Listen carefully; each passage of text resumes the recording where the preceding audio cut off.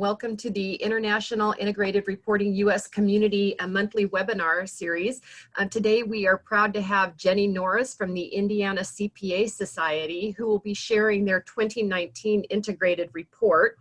And we'll go ahead and kick it off with Jenny. Thank you. I'm really excited to share our report. I feel like ours is probably unique compared to a lot of the other reports that you see because we're an association. And so we can take a totally different approach to how we do things because of the type of organization we are. Additionally, I think another thing that makes ours unique is that I worked with a lot of our members because we are a membership organization. So I worked with a lot of our CPA members to help develop the initial report and then help, give me feedback on what kind of content should be in this report. So I kind of want to walk you through the report and then just show you or just talk about some of the things that are unique to our report and kind of how we created it. Because I think it's really kind of a really cool example of how to do an integrated report and make it simple.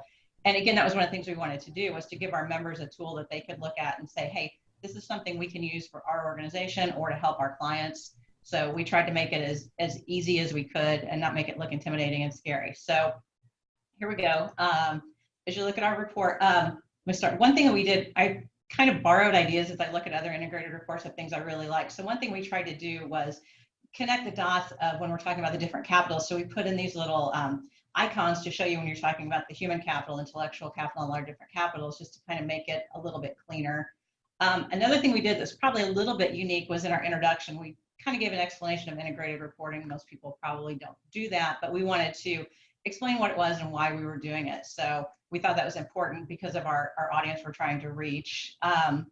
Then we put in an assurance section just to kind of talk about how the report is assured. And then we have an assurance report at the end, and I'll talk about that when we get to the very end. We do the obligatory letter from leadership. I think everybody pretty much does that, and use that as a way just to talk about the things that are new for the year. Again, that's probably not something that's totally unique to us at all. Then we get into who we are, who the Indiana CPA Society is, and kind of hit just some basic statistics about that. And then we talk about who our members are, because they're really what makes us exist. So we kind of go through some statistics about who the members are, their breakdown, just a nice few little quick graphs. We talk about our mission, our value proposition, and all the important things about us. Then we jump into our, sorry as I scroll, our governance model and how we operate. We have this decision-making framework that we use. So we kind of put that in there just to show how we make our decisions. Organization charts, we put in bios for all of our board members. Interestingly, in our next report, we're just putting names and titles. We decided just to shorten it up a little bit. Then we jump into business model. This was probably one of the hardest pieces, I thought, when we were creating our initial report to do, was to define what the business model is. It was really complicated, and we sort of evolved it over the years. We've done our integrated reporting. We did our first report, I think, in 2014. So this is our 5th report, and we're working on our 6th report right now. So it's kind of evolved over time, but we decided when we did our business model, it was probably a little clearer if we broke it up by each of the capitals and said what the inputs, the activities, the outputs, and the outcomes were, just to make it a little more transparent. And again, I think to help connect the dots as you look at the business model, because I feel like that's something that if we struggled with it, other members and associations are going to struggle with defining what your business model is as well. So we tried to just come up with a nice, simple explanation of what our business model was. Then we give a little bit of information on our capitals. And this is probably one of the parts I like the least of our report, because it's very text heavy, and I want to try to find a way to make it a little more visual and graphic. But we just kind of give a quick explanation of what our different capitals are. Then this was another interesting part for us to put together. And I had, again, since I was working with members to create this, we're struggling with who our stakeholders are. And as an association, you can almost argue that everybody is a stakeholder in an association, from the members of the public to your members of the organization. So we had to kind of narrow down who our stakeholders were. So we came up with these 4 questions. Why do we engage with them? How do we engage? What's the value they get from engaging with us? And then what's the value that we get from engaging with them? And if we couldn't put something in every one of those boxes, they didn't make the list. So it helped us weed down who that list of stakeholders was. And it really, I think, made us think about, really, why do we engage with those people? And I think just to go through that exercise was very useful. And it kind of helped us, I think, just connect the dots of why do we work with that group of people? like for us, a big group is like regulators. We work with the Board of Accountancy, the Department of Revenue, the IRS, and groups like that. So, just to explain, and it helps us understand and emphasize why we do what we do, but it also helps our members and other stakeholders understand why we work with those groups of people. So I thought that was a really important part for us as we were looking at that, was just going through that exercise of defining those stakeholders. And it's been useful for our board too, because our board gets bogged down in those conversations about stakeholders a lot. So we will use that, as a way to say, wait a minute, that's really who our stakeholders are and what they mean to us. So then we made a nice little graphic to show how we interact with all of our stakeholders, just to make it a little bit cleaner. Another thing I think is interesting for us is we talk about our environment in two sections. We talk about what is happening in our environment. So we pick a lot of the key issues that as an association we're dealing with, more internally, just things that we deal with on a day-to-day basis. So we talk about things like our advocacy efforts, financial reporting, technology, things like that. But then the other thing we do is we talk about what's happening in our members' environments, just to kind of make sure that they're aware of all the big issues that are impacting the accounting profession. So we've gone through and talked about, here are a lot of different key issues we see as we look at our members' environment. We talk about what the issues are and kind of define them so they'll understand why it's an important issue and why it should be on their radar. But then we also talk about what we're doing to address that issue. So I think, hopefully that's something that's very helpful to our members as they look at this report as well, just to kind of get a better grasp of, really what's happening in the environment and what things that should be on their radar if they aren't already. Then we jump into our strategy, and we've kind of gone through our strategy. We've got kind of a 4-question approach here too, and we talk about what are we trying to achieve, for who, why, and then what's our how do we define success? What's our expectation there? So we've got this is kind of a dashboard that our staff put together about our strategic plan. So we go through and talk about each of our strategic plan goals. And the first one is to be the #1 choice for CPAs to become members. So we go through and give them some key highlights and demographics. And this is actually one of the areas I shortened up in our new report and pulled out a little bit of this detail because it seemed a little detail heavy. But I still think it's important as our members look at this to understand, here are our main focus areas. So learning, because we do a lot of education, advocacy. So we go through each of those and give them key activities and then kind of a scorecard of how we're doing in achieving our strategic plan initiatives. Then risks and opportunities. Again, that's something unique for us as an association. I can be a little more honest about my risks and opportunities because I'm not selling a product or making a product. I don't have as many direct competitors as a lot of other organizations do, so I could be a little more honest about this. I can remember the very first report we issued. I was talking to one of our board members who was on the board of who worked for a not-for-profit as well. She said, I can't believe you just put your risks out there, because I had it a little bit differently structured in that one. And I said, one of our biggest risks was if our members quit or aren't members anymore. She said, I can't believe you said that. I said, well, everybody knows that's a risk. I mean, to not say it is kind of silly, but I think you use that as an opportunity to talk about what you're doing to mitigate the risk. I mean, everybody knows it's a risk, but then you can turn it into an opportunity to talk about that. So we've kind of done that. Like we hit the risks here, but then we really talk about the opportunities when we address our future outlook at the end of the report. So what we've done now is we've kind of simplified and just made a risk matrix and looked at the potential impact and the likelihood of occurrence. So again, like I said, membership is one of our big risks. Cybersecurity is a risk for everybody, but just kind of broken down what the key risk areas were. And then, like I said, we'll turn those into opportunities towards the end of the report. Again, as an association, another place that I could be a little more sharing than other organizations perhaps can is when we look at the financial data. So, I mean, our 990 is public information, so I thought there's no reason to hide anything there. So I went ahead and just kind of put it all out there, like here's our membership statistics. Classes are a main thing we do. So I talk about total registrations, total hours sold, and then we give like historical information on revenue, and then I give kind of a little bit of text explanations. But another really nice thing that I can do here is I can benchmark our state against other similarly sized or similarly operated state CPA societies.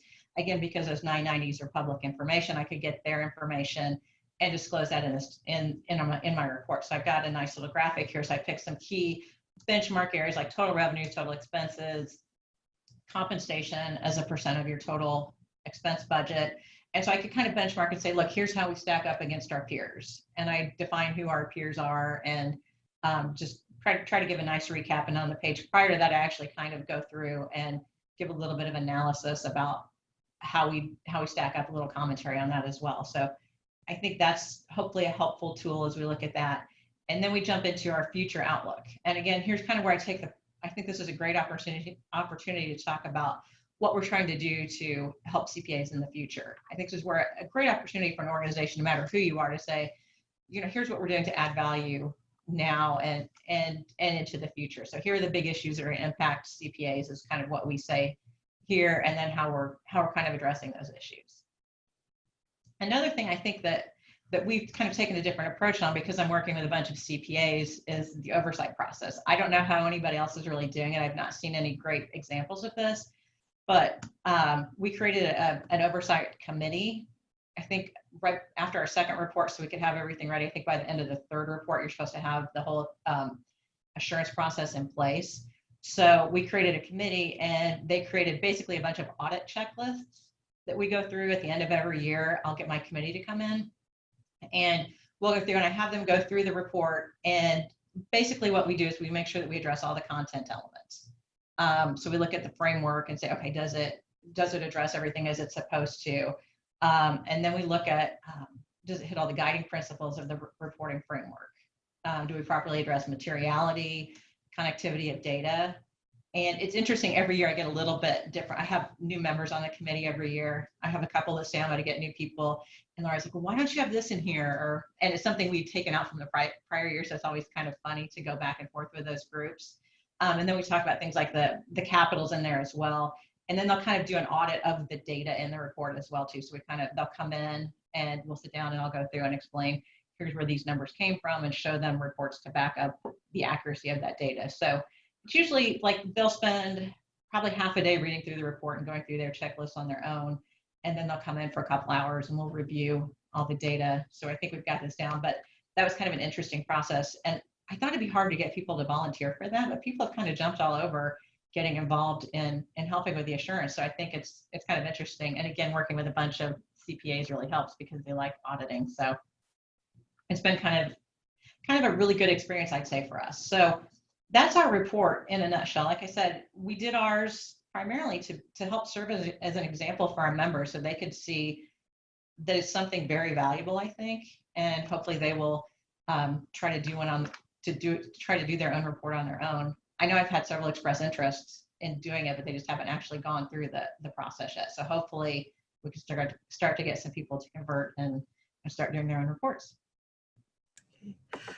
Thank you so much, Jenny, for sharing this. I mean, your report is just a model of clarity, and appreciate you walking us through the process. And our CEO at the time showed this great video of Prince Charles talking about integrated reporting.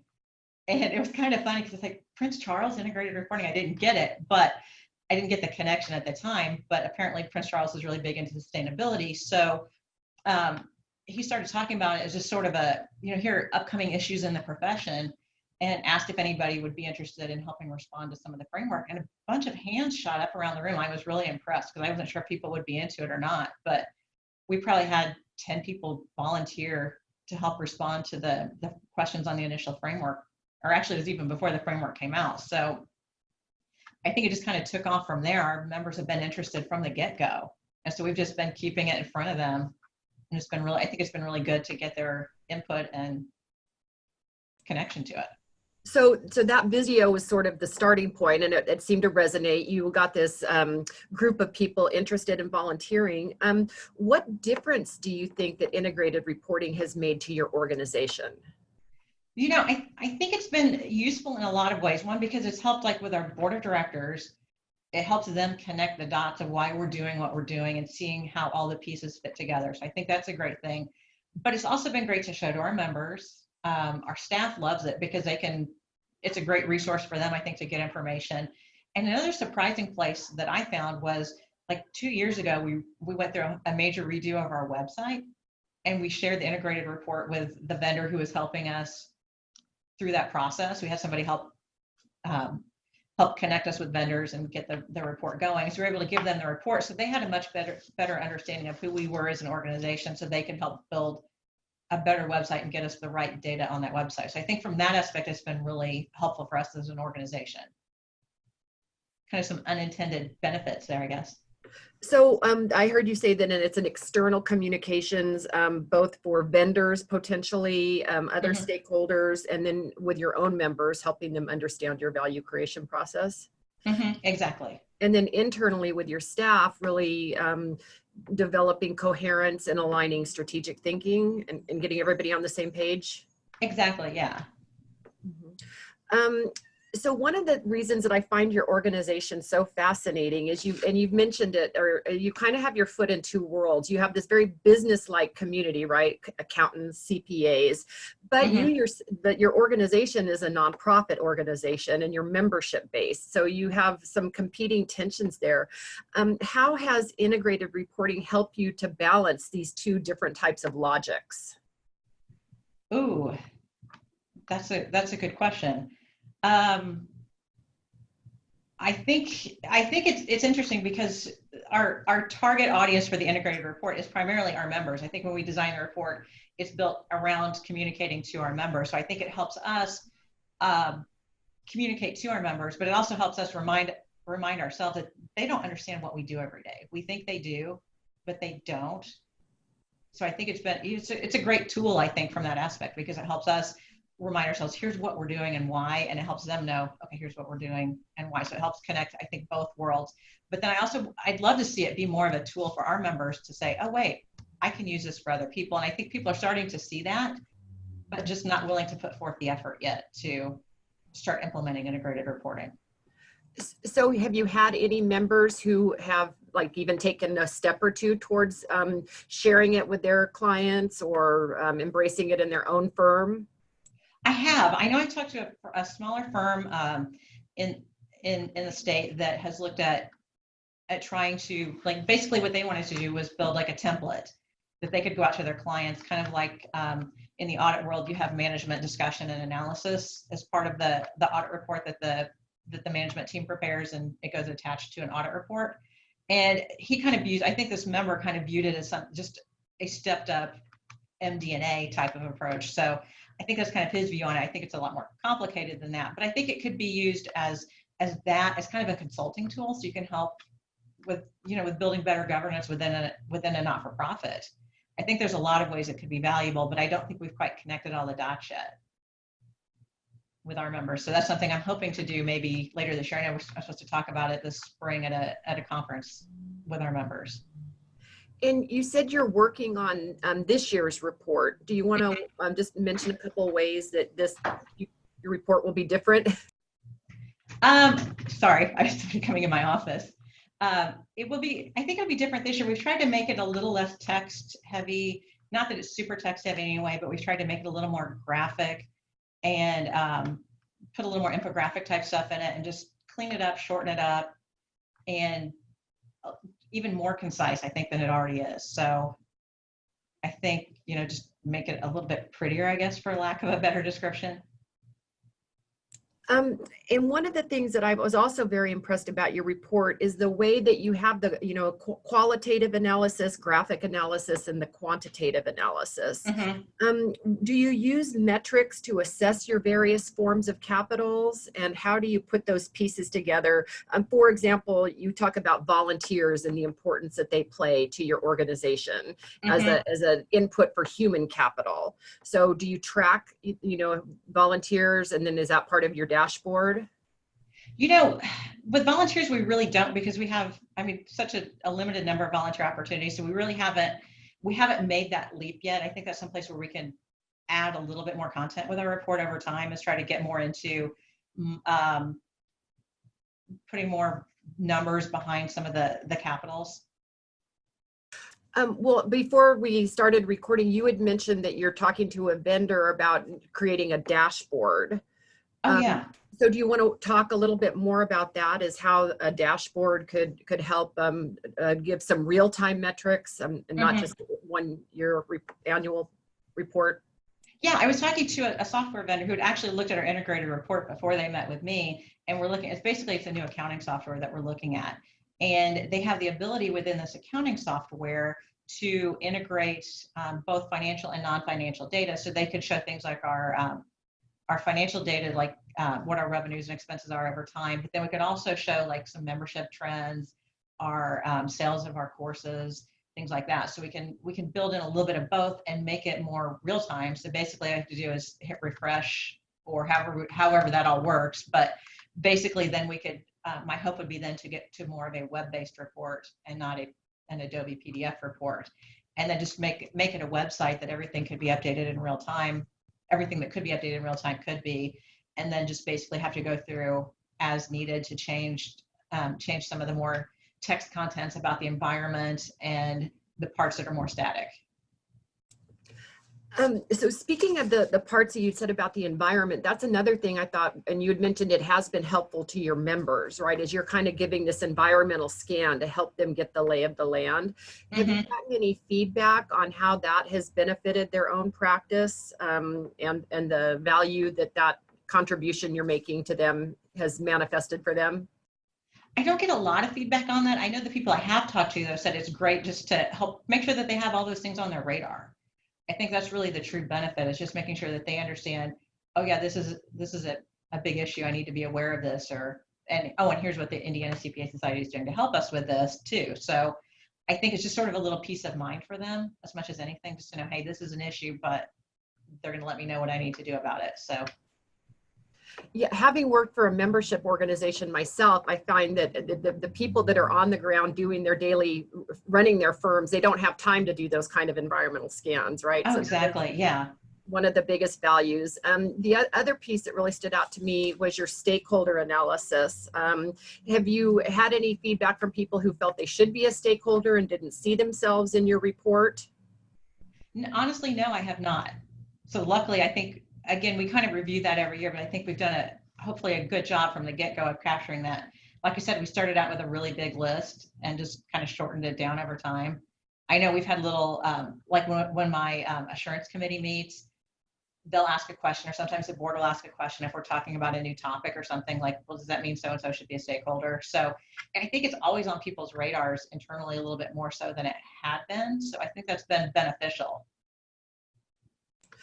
And then as far as the risk and analysis piece of it, you had identified the transparency as being something that surprised people, right? That you were so willing to be. Yeah. Do you feel like that your willingness to be transparent has increased the transparency that other people are willing to show? I think so. I will say, though, I know I mentioned before we went online that I'd worked with a university to develop a report. They had a group of students develop a report for the university.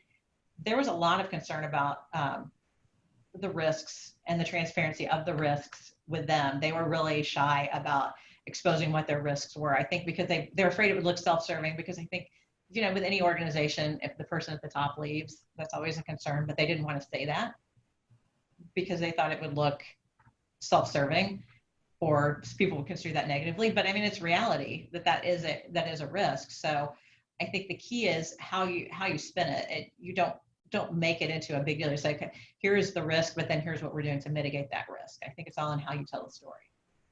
And I really love how you even titled the section, the risks and the opportunities. I don't know, I've heard this story that the Chinese kanji for crisis is a combination of risk and opportunity. And I think your report really captures how it can be a risk is a potential opportunity. Mm-hmm. I'm going to take a break now just because I'd like to open it up to Bob and Mary to see if they have any questions. Okay.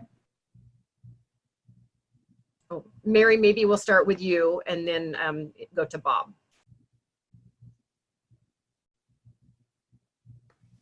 I've been looking, I love the report, and I love the fact that it's a way to lead by example. Mm-hmm. And I hope that it can be a catalyst to trying to get your members more involved in it. And I guess my question would be, what have you done to try and get them to be engaged and understand what you did and the potential for them getting involved themselves and doing it? I feel like we talk about it quite a bit when we talk to our members. We do a lot of like issues update, like different video things that we'll talk about it. And we try to promote it as much as we can without looking self-serving. It's kind of a fine line between telling your story and overtelling it, I guess. So we try to talk about it as much as we can, just in a, hey, you should look at this, and look at the opportunity to do this. I know I've talked about it at conferences. I'm going to talk about it at a conference again this spring. Whenever I get a chance with members one-on-one, I try to, if it's a topic that I can bring up, I try to, just as a, hey, you should think about this, especially the not-for-profit members. I'm going to talk about, I have a group of not-for-profit CFOs that I meet with every other month. And when we meet again at our next meeting in the spring, or actually later in this winter, that's going to be our topic, is to talk about integrated reporting, just to kind of get that on their radar. Another thing I'd love to do is get in front of some of the larger grantors of funds to not-for-profits here in the state. We have a couple of big endowments here, and I'd love to get to them and say, hey, have you heard about integrated reporting? Have you thought about, instead of going through a whole grant application process, asking your grant requestors to ask them for an integrated report instead of a whole grant application, because we're trying to get more future focused anyway, because that's really what it's all about. But I also like to find a nice, clean, and easy way. We've promoted integrated reporting, like in our magazine and things too.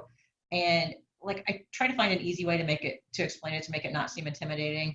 A lot of times when I've written about it, I'll describe it as like an annual report on steroids. I think because a lot of not-for-profit people are familiar with the whole idea of an annual report. So I think if you think about it in those terms, it makes it a little bit less intimidating too. So I think that's the key for us, is just trying to find those connectors that make it seem less scary. Do you see any opportunity in the sustainability reporting, kind of the people that, even private companies that have to do some kind of sustainability, because we've seen that in public companies that that's not for everybody, but sometimes that's the starting point, that, they have to communicate externally. Why not put it in a broader context of their value creation? Yeah, I think there's a lot of great opportunity there, and there's so much more of a request for transparency, I think, from organizations across the board, no matter what you're doing, about sustainability and being a good company. I think you've got your B score and the other things that people are looking at a lot more than they ever did. So why not use an integrated reporting as a way to say, here are the good things we're doing? I think it's a great opportunity. Bob, I'll let you chime in if you want. Really impressive report, what you've done. This is more of a detailed question. We got a lot of feedback at the IARC about the difficulty of distinguishing outputs from outcomes, and I know you had a section there. Was that a struggle for you, or was it more straightforward? It was a struggle. It was, to me, like I said, that the business model was probably one of the hardest parts I did. I actually, when I was developing it, I was so flummoxed as to how to do it. I actually reached out to staff at the CPA and got their input, because I knew somebody there who was actually working with the IIRC with some of the framework development by the name of Amy Paulicki. So I reached out to Amy and said, hey, what do I need to do with this section? Here's kind of where I'm struggling. She kind of talked me through and helped me make a little more sense of how to simplify it. But yeah, it is kind of hard when you start looking at outputs and outcomes and what's the difference. What are you hearing from your members in the sustainability area? Is there frustration with maybe some of their clients of all the surveys they get on ESG information or sustainability reporting, and any insight on that? Honestly, we're not getting a lot of feedback on that. I think they're getting questions about it, but they haven't really complained too much yet. I think it's going to get more and more, I think, as there's more pressure to ask for that information, but it's not been too bad so far for us, thankfully.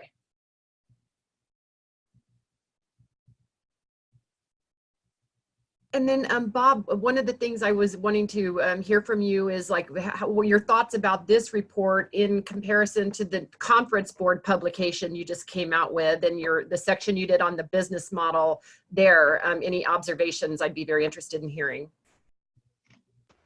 One of the things we did in the conference board report was talk about the importance of the business model. I think this report's done a real good job of it. I think people like graphical representation, and I know you're talking, Jenny, about doing more graphics. That was one of the outcomes and feedback we got. But it was in the conference board report was one of the major aspects that people were really looking for was the business model. What are you all about? How do you achieve that with your strategy and execution? So I think this is really a good example of that. Thank you. And in that report, you did have some graphic, like best practices where you had pulled out a couple of exemplar reports that had the graphic element, right? That's right. There was a real big feedback that the graphics were real helpful instead of more narrative. And so that was kind of like people wanted to take a look at it and go, oh, I get it, without having to read words and then try to think about what that all means. Mm-hmm. Okay. So one of the questions that's really been on my mind, Jenny, is if you were going to talk to new companies starting out, what recommendations would you make for somebody wanting to start down the IR path? Don't think you're going to have it done in 2 weeks. Probably the first thing I would say is it's going to take time, and take your time and do it right. I think those would be the first things I would say is take your time, look at your internal existing documents too, because I know luckily for me, as I started figuring out what to put in that initial report, I just kind of started going through what internal documents do we have that already exist. So I'm not having to recreate the wheel on things, and just kind of take an internal assessment before you jump into this and say, do I have this, this, and this? And then just kind of go from there. I think it doesn't have to happen overnight. It's a process that can take time, and use it as an opportunity to learn about your organization and educate internally about your organization and make sure that you're doing what you think you're doing. The other thing that stood out to me about your process is it kind of takes a village to build an integrated report. Oh, indeed. That you didn't try out, to be this knight in shining armor who was going to come in and impose it, but you built this collective, through the law of attraction. Mary Adams has a publication where she talks about firms having to attract talent. So you attracted people that were interested, that responded to the video, and then from there built some mass. Do you want to talk about that attractive process? That was amazing to me, and that's the great thing I think about working in an organization like ours is people are always willing to volunteer. I think they want to learn about the latest greatest thing, and some of it is wanting to help themselves, but also I think it's wanting to help the organization. So I think it's just finding a compelling reason, and don't make it a huge time commitment to them. Was one thing that we really tried hard to do with this, was like, let's get some people involved, but let's not push too hard or take too much of their time. So we'd get different groups for different sections of what we were working on. So when we first started responding to the framework questions, we'd get one group of people, and then we'd keep, if one or two of them wanted to stay on, we'd keep them on, and we'd rotate some new people on. So we just kept cycling new people through just to keep freshness with the group so you didn't get burnout. I think that was really helpful for us as we used our members as a resource for this, was just keep plenty of people running through. Don't just rely on the same 5 or 6 people all the way through the process. So it was almost an engagement strategy as well as producing this product. And then by refreshing the committee members every so often, but retaining a couple so that you had that knowledge transfer, right? And the persistence of exactly momentum. And then, so like how often did you meet, and how time intensive was the process? Initially, we would probably meet maybe once a quarter or so. I think like that initial group that helped with the very first report, I got them together like early on in the process, and then said, okay, I'm going to go do the legwork and get all this stuff together. But I tried to get them involved every step of the way as much as possible. Sometimes we do face-to-face meetings. Sometimes I would just send out emails asking for input or whatever I needed. I tried to keep it as easy as possible for them, so it's not a huge burden, because I know they all have full-time jobs to do as well. So I didn't want to be a big pain, and that's something I think as an organization we're very cognizant of, is we're reliant on volunteers for a lot of what we do. So keep it as simple as you can. So that's what we've really tried to do, is just be cognizant of that and only use them when needed. I did try to not have them do the busy work. I try to do all that myself. So I think it's just use their time efficiently. So yeah, I'm trying to think how many times we did. It probably took 5 or 6 times, I think, to get that first report actually out. And it was maybe a couple hours at a time, so it wasn't a huge burden for them. So just to recap, some of the pointers that you'd said would be to take the time to do it right. And so don't try to rush it. To use your existing documents and not try to reinvent the wheel, but see what you've already got that you could translate into the IR framework as a starting point. And then to use it as a learning and education opportunity to advance understanding internally of the organization. Yeah. And then also for engagement for members and to help them be involved in a meaningful way in advancing your organizational objectives. Exactly. And, you know, another thing that was interesting when we first started the report was we started out with just we just came in and developed an outline of here's how we think the report should be laid out. And then we kind of talked a little bit about what content elements should be in there. And I'll be honest, I overfilled the report kind of on purpose and threw in as much data as I could to get it going. And said, okay, I'd rather put extra stuff in and then have to delete it later than have to go back and get more data later on after we've already started the report. So I tried to give them way more than they wanted and let them say, okay, wait, that's not something we really care about or need to know. So I think those things kind of help too. It's just over inform and then weed out what you really don't need. Well, that's actually fascinating because I could see from a time allocation standpoint, that makes a lot more sense. So you don't have to go back and repopulate or add more. But I also think from a group cognition processing, you're actually giving them data for them to do some meaning making and sorting through to see, well, what really are the key takeaways for our organization and what are the things that are essential to our value creation process, the wheat from the chaff. Kind of. Exactly. Yeah, that's a good way to describe that. And then the thing that I didn't hear you talk about it in this takeaway, but the external communications, which I know we've mentioned, but have you, from a process perspective, has the integrated report for your organization and its evolution made a difference in connecting more deeper or meaningfully with stakeholders, such as funders? Because do you take donations as well as membership dues? We're primarily membership dues. We get some sponsorship dollars, but not really donors. So we haven't been able to use it in that way. But I see that as a great opportunity in the not-for-profit sector, is if you can tell your value creation story and what you're doing to create value in the long term, what better way to try to solicit donors than here's what I did last year, talk about here's what I want to do in the next 5 years. I think that's a much better story to tell. And why, right? Yeah, exactly. And how you're going to do it. And what about with the media? So do you interact at all with publications, say like the business journal for your state, or and helping them to kind of see your organization in a more holistic way, and the field of accountancy? We have tried to do that. We haven't done that a lot. Our communication staff we haven't really shared the integrated report in that way. I know we wrote an article recently for a business publication in Northern Indiana about integrated reporting and why organizations should look at it. And we referenced our report in that, but we really haven't done a ton of that. But you're right, that's a great opportunity, something we should probably look to do more of.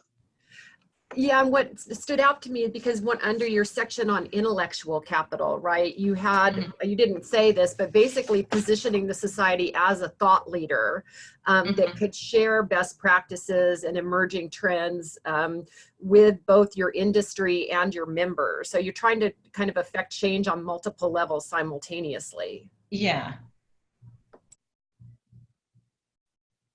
So can I jump in just and ask a quick question? I'm assuming that you have financial reporting that's separate from this, that the society does. Yes. And do you see, I mean, I know it's a little different because you're not having a public company that has to report out their financials, but do you see including more financials, or is there going to be more of an intersection with that, or is for your purposes, have you kind of hit the right balance? I feel like we've hit a good balance here. I know a lot of integrated reports I've looked at put the full audited financial statements in. We decided just to put a link in. We decided that was probably a little bit better. And again, just for the sake of brevity and trying to be a little more concise, we said, let's not put all that in there. Let's just hit the highlights. And I kind of rely on my assurance committee every year to tell me, is this the right balance of what people need to know and don't need to know? And like we just met this past Monday to look at the current report, and they asked a few questions about should we put this in there or that in there. So as we were going through and looking at some of the benchmarking that we changed up, they did make a couple of recommendations of things that we should maybe add to the report. So we do kind of look at that on an annual basis in terms of what we need to have in there. Okay. Is there any thing else that you'd like to add or that you think that people should know about starting the process, or questions that you have that like Bob or Mary could be helpful in answering? Oh, don't have any questions jump to the top of my head. I love the whole idea of integrated reporting. I think it's an awesome thing. I wish there was an easier way to sell it to people and get them to understand the value of it. Are you guys starting to see more integrated reporting happen around the country? I'll open it up for Mary and Bob to weigh in on that, but I think that's one of the frustrations, if we can just be really transparent, is why is this gaining traction in other countries, but it's dragging its heels in the United States? I have some ideas about that, but I think our group is also focused on how do we improve the uptake of it. Mary, I'll start with you, and then maybe. Sure. I mean, I think what we're doing today is a really important part of that. And then, at each step, then how do we get more attention to what we're doing?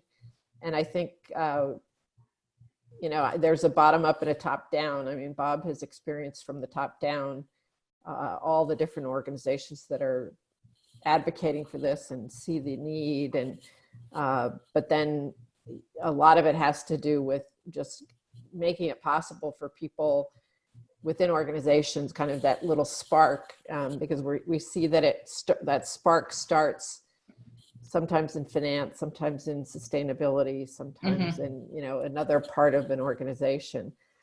So I think just creating opportunities, and I would think that, like, I mean, clearly a society like yours has such potential, right? Because if you can get inside of people's heads, but also accountants, for some of them, this is like another world. The fact that they're not just talking about what they've been prepared to talk about, right? So there's no kind of firm answer. I think we just keep trying to put examples out there, and make it easier for people to find each other. So Bob, I'll let you chime in. Yeah, would like to see more progress. I guess I can give an example. As I co-chaired a financial reporting conference, SEC FASB conference in San Francisco on Monday and Tuesday, and there's about 200 people there. We did have a session on sustainability and integrated reporting. So when I was presenting integrated reporting, I was asking the audience of 200 how many had heard of integrated reporting. And despite all of our efforts and what's going on, I think there was less than 10 of them that did.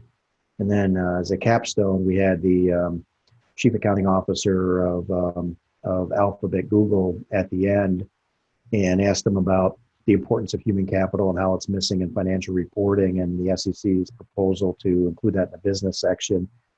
And he kind of, wanted to stay with the financial reporting roots and what they do now, and was kind of thinking that this human capital is kind of a political issue that's being pushed with House bills, and really that's the environmental aspect of it, not the human capital aspect of it. And so that crowd's just not embracing this, and I don't know if they're just used to what they're doing. So I go to a lot of financial reporting conferences.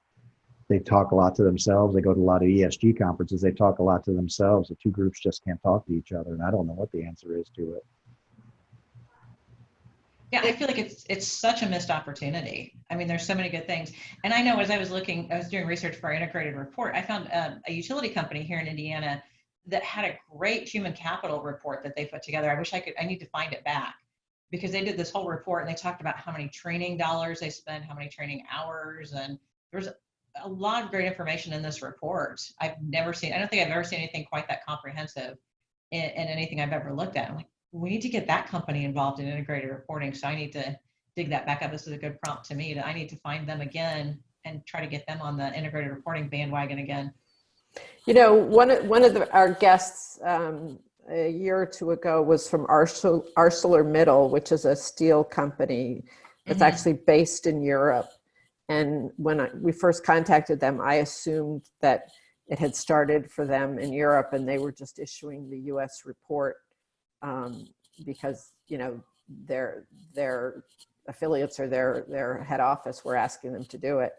And it wasn't that case at all. And it actually started with the people that were negotiating with their union. And they said that they needed a clearer way to tell their story. And so they just kind of backed into it. And once they had that story in place, then all these other possible stakeholders for that information started occurring to them. So that's a great video that we have, but it's also it's a model, and that's one of the challenges here is that there's so many different, I mean, each one of the capitals represents within a company in the value creation system, it represents a separate sphere of people who, you know, think their sphere is the most important one. And they, you know, they don't know how to talk to each other because, and I think that's why, you know, Bob mentioned the finding ways to do a drawing. In my experience, is really important for a team because then once they've connected, even if it's a really crude, you know, or simple drawing, that then it's like you've begun to create a model of something that's in everybody's heads. So I'd like to invite, we have a couple of, some guests on that I know Desiree chaired one of our programs in the past. Does anybody else have any questions or comments?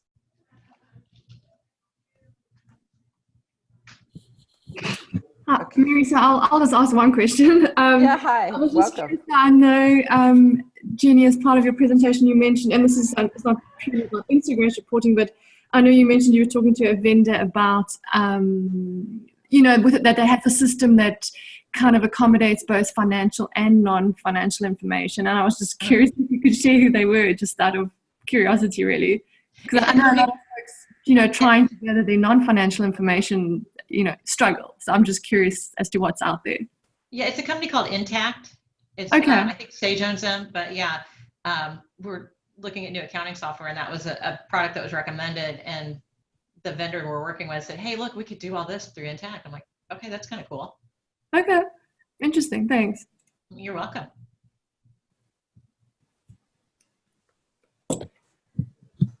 I actually think that this idea of dashboards eventually having a public face is the essence of integrated reporting, right?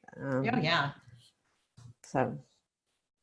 And that's kind of in the back of my mind all along. I've wanted to try to get this integrated reports as something that could be an evergreen and always updated in real time, or as close to real time as possible.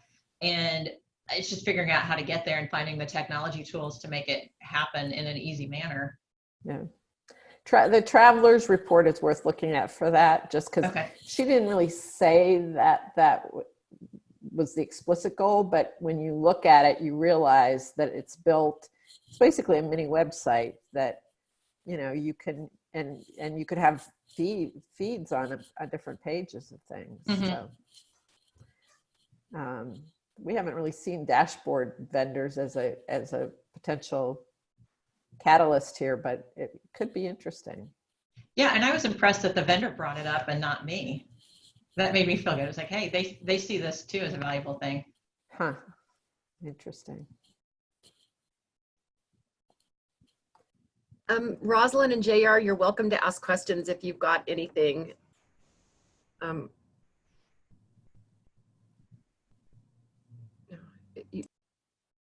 You'll have to unmute yourself, maybe. Let's see.